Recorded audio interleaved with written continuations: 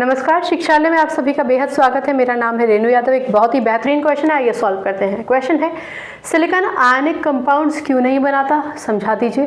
Question ये भी पूछा जा सकता है कि सिलिकॉन टेट्रावैलेंट क्यों है, और ये भी पूछा जा सकता है कि सिलिकॉन कोवैलेंट कंपाउंड्स ही क्यों बनाता है। तीनों का एक ही आंसर है।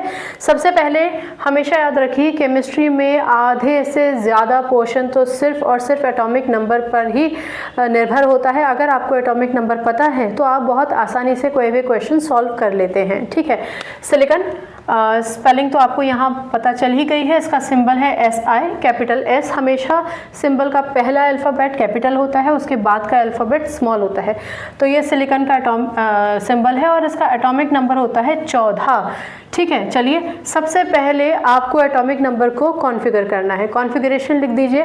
कॉन्फ़िगरेशन होगा 2, 8 एंड 4, यानी आपके पास कुल मिलाकर 3 शेल्स थे और उस तीसरे शेल में 4 इलेक्ट्रॉन्स हैं। आप जानते ही हैं कि K शेल को छोड़कर बाकी जितने भी शेल्स हैं उसमें मैक्सिमम कैपेसिटी कितनी भी हो, हर एक शेल में K शेल के बाद बाकी के जितने भी शेल्स हैं उनकी मैक्सिमम कैपेसिटी कितनी भी हो, कम से कम 8 इलेक्ट्रॉन तो होने ही चाहिए स्टेबिलिटी गेन करने के लिए। पर अगर आप सिलिकॉन के इलेक्ट्रॉन्स को बनाना चाहते हैं तो आप कुछ ऐसा बनाएंगे।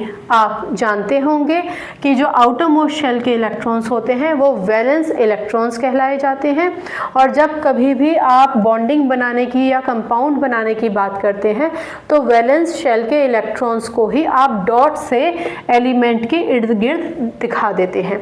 तो ये जो 4 इलेक्ट्रॉन्स थे, इन चारों इलेक्ट्रॉन्स को मैंने यहाँ पर डॉट से दिखा दिया है। अब यहाँ एक छोटा सा पॉज लीजिए और समझिए कि अगर मैं इसका एटॉमिक स्ट्रक्चर बनाना चाहूँ तो ये न्यूक्लियस हो गया। न्यूक्लियस के पास ये 3 शेल्स हो गए। ठीक है, K shell, M shell, KL और M शेल। अब क्योंकि M शेल में 4 इलेक्ट्रॉन्स हैं और ये जो पूरा का पूरा न्यूक्लियस है, इस पूरे न्यूक्लियस में मेरे पास सारे 14 के 14 प्रोटॉन इकट्ठे हैं। आप जानते हैं ना कि proton is always equals to number of electron. जितने प्रोटॉन होते हैं उतने इलेक्ट्रॉन होते हैं।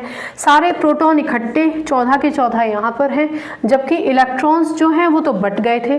तो अल्टीमेटली क्योंकि प्रोटॉन इकट्ठे एक जगह पे हैं तो इनमें इतनी पावर है कि ये इलेक्ट्रॉन्स को अपने तरफ खींच कर रखे, बॉन्ड करके रखे।